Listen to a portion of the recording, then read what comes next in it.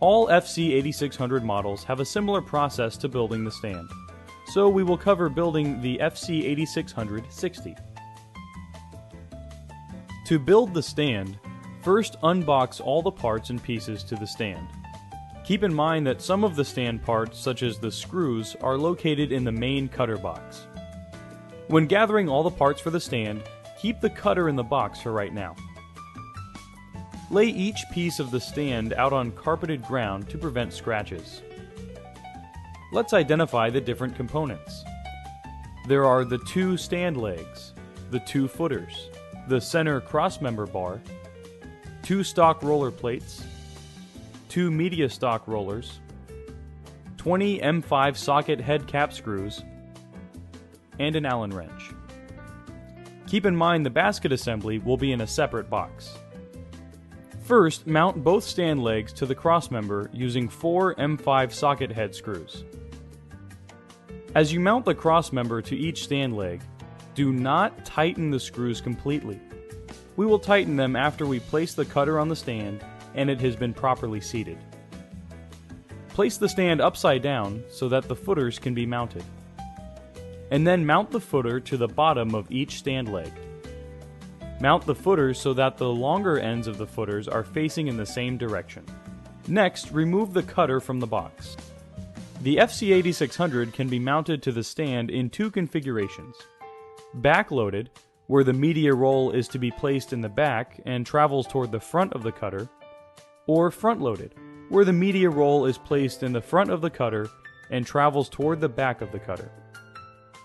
If you plan to have the media roller in the back, place the front of the cutter facing toward the shorter end of the footer. Conversely, if you plan to have the media roll in the front, set the front of the cutter so it is facing the same direction as the longer ends of the footers. Place the FC8600 onto the stand so that the positioning pins match up with the holes on the FC8600. And then fasten with the 4 M5 socket head screws. At this point, tighten the 4 socket head cap screws using the provided Allen wrench. And then tighten the 4 socket head cap screws on both legs. In the basket assembly, there should be the basket made of fabric, 3 long basket tubes, 4 short basket tubes, 4 corner joints, 2 mounting brackets, 4 M5 socket cap head screws. First, locate the media stalker plates and mount the mounting brackets to the bottom of each stock roller plate using 4 M5 mounting screws. Mount the 2 media stalker plates with the attached mounting brackets to the inside of each stand leg on the underside of the cutter. Insert 1 screw in the front. Make sure when mounting them that they face the direction of the longer footer stems.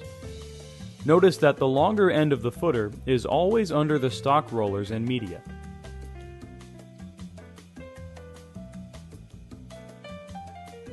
Insert 2 shorter tubes in the top holes of the bracket so that the open ends of the tubes are facing toward the front and the ends with the caps are facing toward the back for both sides. Remember, the top tubes should be open and the bottom tube should have a cap. Take the 3 long basket tubes and insert them into the sheaths on the edges of the basket and 1 in the center sheath.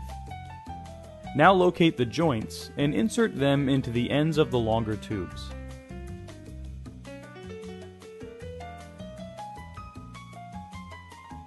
Grab the basket with the long tubes.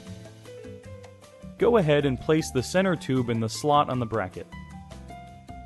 Insert the corners that are inserted in the longer tubes and insert them in the shorter tubes.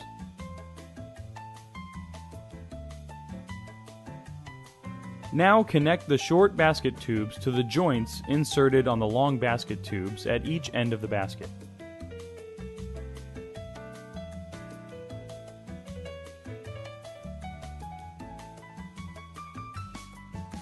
For the last step, gently remove the packaging from the cutter itself.